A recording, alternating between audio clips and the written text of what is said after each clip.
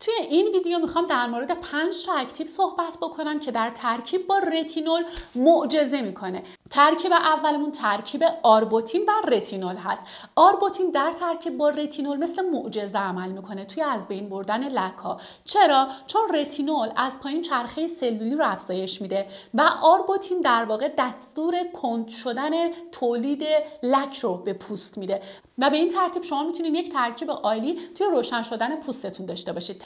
ترکیب بعدی ترکیب رتینول و ترانگزامیک اسید هست. ترانگزامیک اسید این روزها اسمش خیلی به گوشتون خورده، اما وقتی در ترکیب با رتینول استفاده میشه یک ضد لک بسیار بسیار قوی هست، چون هم رتینول ضد لکه هم ترانگزامیک اسید. اما شما باید اول توی روتینتون از ترانگزامیک اسید به عنوان بیس استفاده بکنید که در واقع یک دستور کند شدن و متوقف شدن در واقع هایپرپیگمنتاسیون رو به پوستتون میده و بعد از رتینول استفاده بکنید که چرخه سلولی رو افزایش میده، باعث میشه که این پیگمنت ها به سطح بالایی پوست بیان و سریع لک ها از بین برن.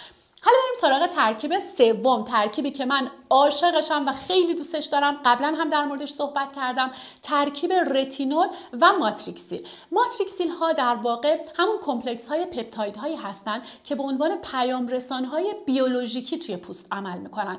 به پوست دستور میدن که تقویت بریر پوست انجام بشه، لیفت پوست انجام بشه، بازسازی پوست انجام بشه و خود رتینول هم همین کار رو میکنه. شما ببینید وقتی رتینول چرخه بازسازی پوست رو داره افزایش میده، خودش به لیفت پوست کمک میکنه، وقتی با یک همچین پیام رسانی ترکیب میشه چه ترکیب معجزه‌آسایی درست میشه. بریم سراغ کسایی که پوستای حساس، خشک، آسیب دیده دارن، اما خب پوستشون چروک داره، لک داره و میخوان از رتینول استفاده بکنن، چون میدونن که رتینول حتی توی درصدهای پایین واجب هست برای پوست، از مخصوصا سن 30 سالگی به بالا، اما به خاطر شرایط پوستی نمیتونن از رتینول استفاده کنن، چون پوستشون نمیتونه تحمل بکنه رتینول رو. کسایی که صاحب این پوست ها هستن چیکار باید بکنن؟ از 2 تا ترکیب میتونن استفاده بکنن. یکیش ترکیب رتینول و سرامیدها هست. همونطور که میدونید سرامیدها به تقویت سد دفاعی پوست کمک میکنن و در ترکیب با رتینول ها به عنوان یک ترکیب امن شناخته میشن.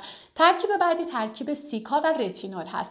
همونطور که میدونیم سیکا یک اکتیو بسیار بسیار عالی برای ترمیم پوست، آبرسانی پوست، تقویت سد دفاعی پوست هست و التهاب رو کاهش میده، خارش رو کاهش میده. بنابراین کسایی که پوست‌های حساس، خشک، آسیب دیده دارن اما در عین حال میخوان از رتینول استفاده کنن، اگه دنبال یه ترکیب امن قوی هستن میتونن از ترکیب رتینول و سیکا توی روتینشون استفاده بکنن.